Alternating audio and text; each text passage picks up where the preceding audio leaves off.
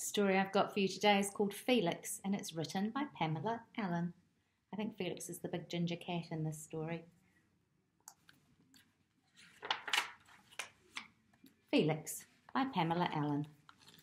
Every night, Felix sleeps upstairs on Molly's bed. Every morning, they come downstairs together. One morning when they came down for breakfast, they found Grandpa and Grandma in the kitchen. Grandma was very cross. "Someone's been nibbling the bread," she shouted. "Look!" And she held up the loaf. "They've been eating the jam too," she cried. "Wasn't me," said Grandpa. "Wasn't me," said Molly. Could it be Felix?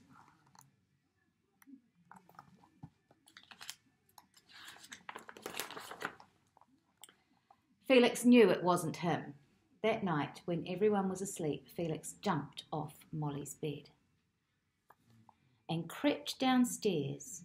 He was going to catch the thief. He searched under the shelves in the kitchen cupboard.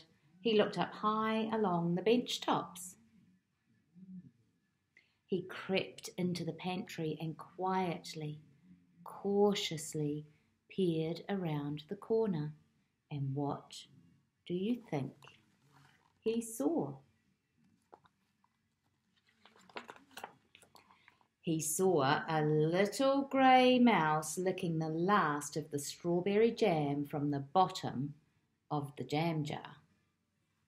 Stealthily, Felix stalked, creeping, crawling, slinking, slithering, until...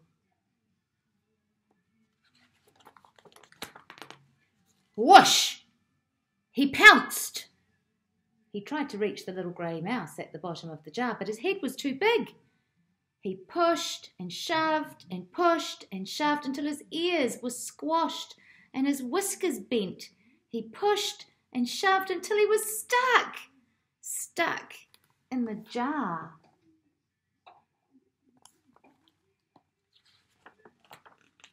Poor Felix, what was he going to do?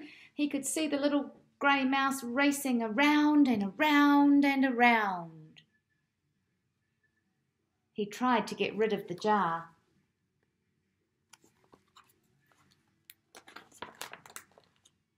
He shook it and swung it this way and that, high and low, up and down, bang, bang, bang, bang, bang, bang.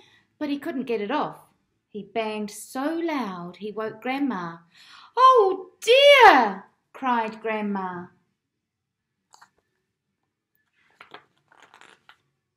She sat down, picked up the big fat cat. Felix was very still. Grandma took hold of the jar and carefully twisted and turned it, but she couldn't get it off. She could see the little grey mouse racing around and around and around. "Oh dear," sobbed Grandma, and she went and woke Grandpa. Bang! Bang! "We'll soon fix this," said Grandpa. Gently he twisted and turned the jar. He wiggled and he wobbled it. He jiggled and he joggled it, but he couldn't get it off. He too could see the poor little mouse racing around and around and around. They tried again this time. Grandpa held Felix and Grandma held the jar. She wiggled and she wobbled it. She pushed it and she pulled it, but still Felix was stuck in the jar. Grandpa woke Molly. Maybe she could help.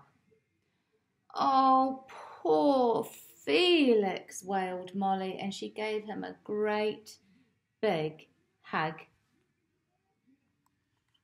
They tried again, all of them this time. Grandma twisted and turned the jar. She wiggled and she wobbled it. She jiggled and she joggled it. They pulled and they pulled and they pulled, but still Felix was stuck. Poor frustrated Felix now. He was cross, very cross. He flung his head up and down. Bang, bang, bang, bang. bang, bang, bang, bang, bang, bang, bang, bang, bang, until suddenly, smash!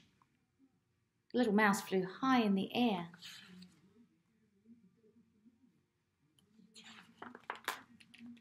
And landed with a plop in the corner of the room.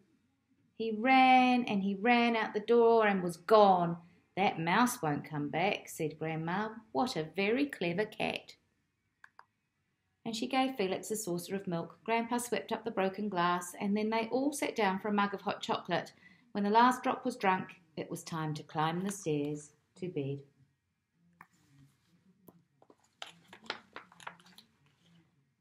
Once on Molly's bed, Felix licked the last of the strawberry jam from behind his ears, then snuggled down and curled himself into a ball.